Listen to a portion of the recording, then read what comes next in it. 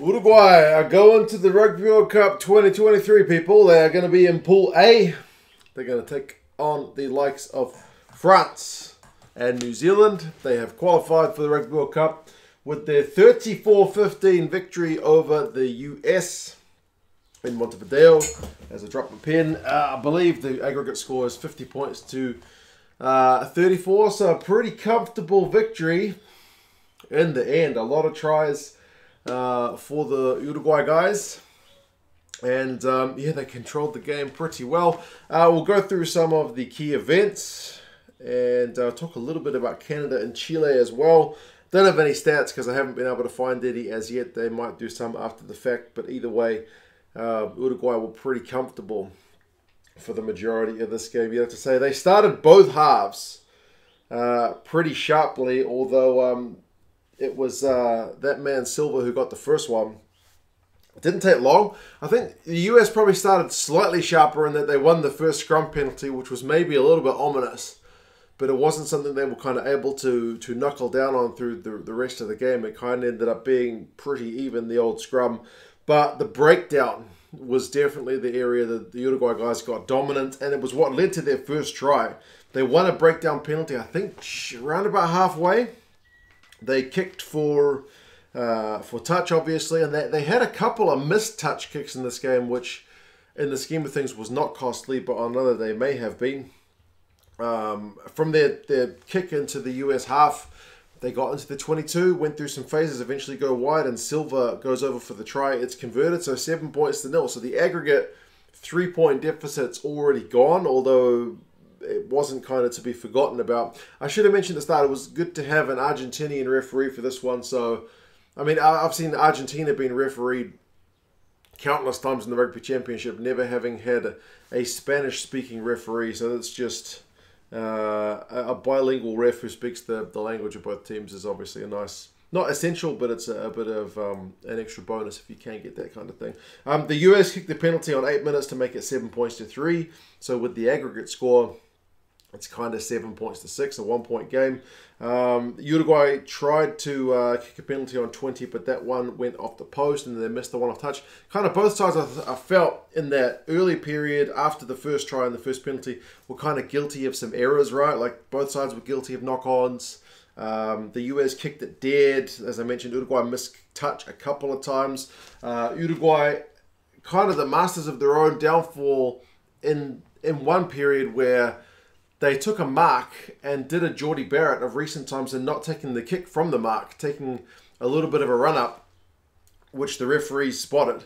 They took it back to a scrum from the mark, and from that play, the US get their only try of the first half, which was Crusade on the blind side. I think it was Dolan to De Haas with a nice offload to Crusade. They missed the conversion, but 8 points to 7 up in the game with 3 points on top from the aggregate score. So that was kind of maybe looking to be a bit of a momentum shifter, although that being said, Uruguay were held up and had to go for a... the US had to drop it out on about half an hour. So Uruguay did kind of press without being able to convert. It was interesting what was going to happen with the dropout, because we've seen a few teams cotton on to the fact that you can kick a drop goal from the opposition's goal line dropout, but the US kind of kicked it low and straight, which was maybe smart, rather than giving the ball a heck of a lot of hang time. Uruguay did kick a penalty on 33 minutes to take the lead back, 10 points to 8. Remember, on aggregate, that's still a point down.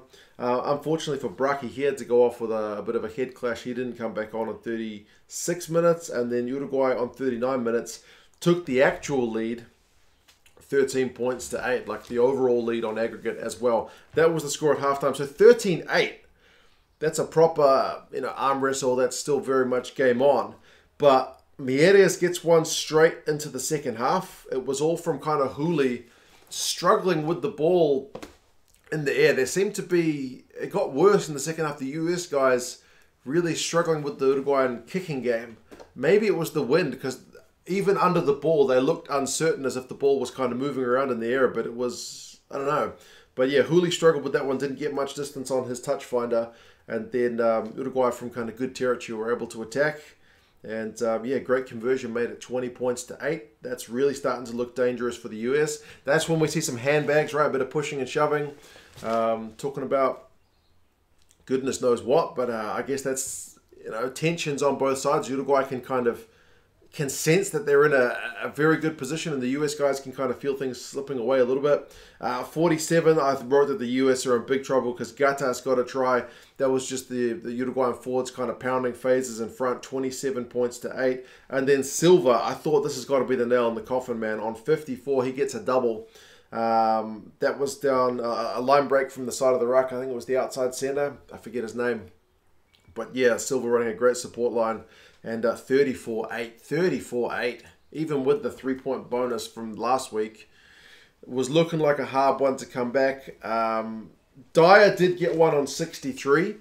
That one was a fair bit of US pressure, and he did well to take the ball above his head and then had the presence of mind to kind of step in for the try to make it 34 points to 15. And they did exert some pressure between then and the rest of the game. It's like the US guys found another gear. Maybe the Uruguayan guys are a little bit guilty of trying to hang on to a lead. Maybe they're a bit tired, but defensively they were not tired.